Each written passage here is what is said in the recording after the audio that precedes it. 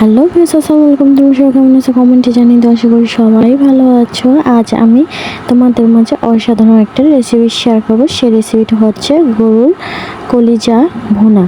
তো এটা আমি কালা ভুনা করব, কিভাবে করব তো সেটাই তোমাদের মাঝে শেয়ার করবো। অবশ্যই ভিডিওটা দেখতে হবে তার জন্য।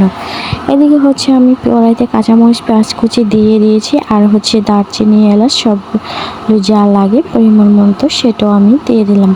এরপরে আমি হচ্ছে তেলে ভেজে নিচ্ছি, আর পেঁয়াজটা কিন্তু আমি বাদামি কালার করে নেব সুন্দর করে।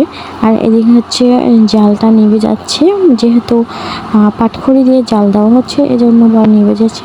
তো আমি একটু আদা বাটাও দিয়েছি। এই আদা বাটাটা দিলে কিন্তু ঘ্রাণটা অন্যরকম আসে, টেস্টটা অন্যরকম। আদাটা তেলে ভাজতে হয়। আমরা তো প্রায় সময় তেলে না ভেজে জল দিয়ে তারপর হচ্ছে আদা রসুন বাটা দিই, তো আমি আজ দুটোই দিব।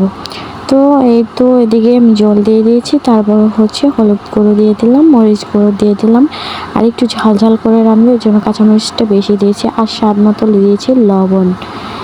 তো হচ্ছে আমি সব কিছুই দিয়ে নাড়াচাড়া করে দিচ্ছি। তো আরেকটু আদা বাটা রসুন বাটা দিয়ে দিলাম। তো যা লাগে পরিমাণ মতো একটু তেলও দিয়ে দিলাম। লবণ দেবো, দেখলাম যে তেল কম হয়েছে এই জন্য আরেকটু লবণও দিয়েছি। তো আমিও সব কিছু দিয়ে এখন নিজে ভালো করে মশলাটাকে কষিয়ে নিচ্ছি। আর এদিকে হচ্ছে আদা বাটাগুলো হচ্ছে আগেই দিয়েছি, এজন্য পরে আর বেশি দিতে হয়নি। তো আমি সুন্দর করে মশলাটা কষিয়ে নিয়েছি। এই তো মশলা থেকে কিন্তু বুদবুদ তেল উঠে যাচ্ছে। তো এখন এই যে আমি কলিজার সাথে ফেফসাও আছে সেগুলো কিন্তু দিয়ে দিলাম। এখন আমি এগুলো দিয়ে ভালো করে নাড়াচাড়া করে নিচ্ছি, মশলার সাথে ভালো করে মাখিয়ে নিচ্ছি। আর এটা সুন্দর করে মাখিয়ে মশলার সাথে নিতেছি যাতে মশলা ভরপুর হয়। আর লবণটা একটু দিয়েছি বেশি পরিমাণে, কারণ এটার ভেতরে যেন লবণটা ছেদ করে যেতে পারে। আর এটা লবণ গেলে কিন্তু তরকারিটা খেতে ভালো লাগবে। কলিজাটা মুখে দিলেই লাগবে, অসাধারণ একটা ফ্লেভার আসবে আর খেতেও খুব স্বাদ লাগবে। তো আমি দেখতেই পাচ্ছ এই তো কি সুন্দর করে কষিয়ে নিয়েছি,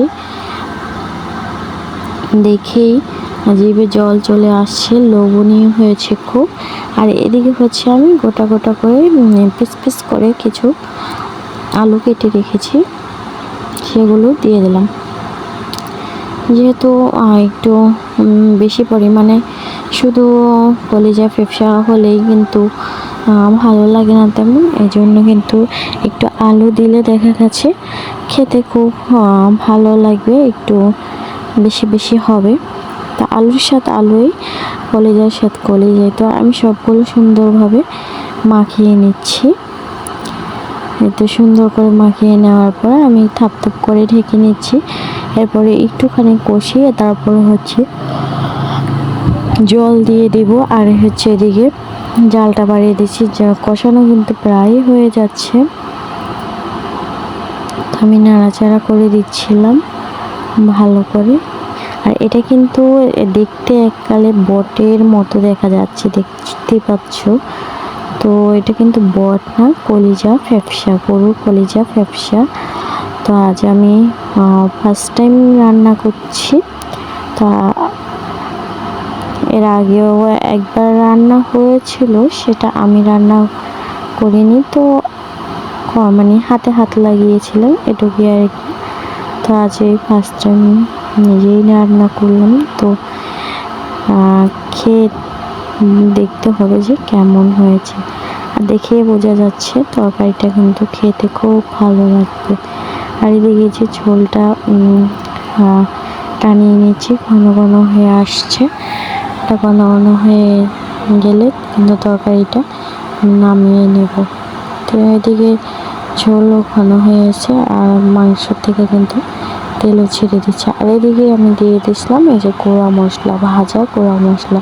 তো এটা হচ্ছে জিরা, জিরাটাকে তেলে ভেজে আর এদিকে হচ্ছে ফাঁকি করে আমি কলিজার ভেতর দিয়ে দিচ্ছি, তরকারিটার ভেতরে দিয়েছি। আর এটা দিলে তরকারির স্বাদ খুব ভালো হয়, খেতে খুব ভালো লাগে।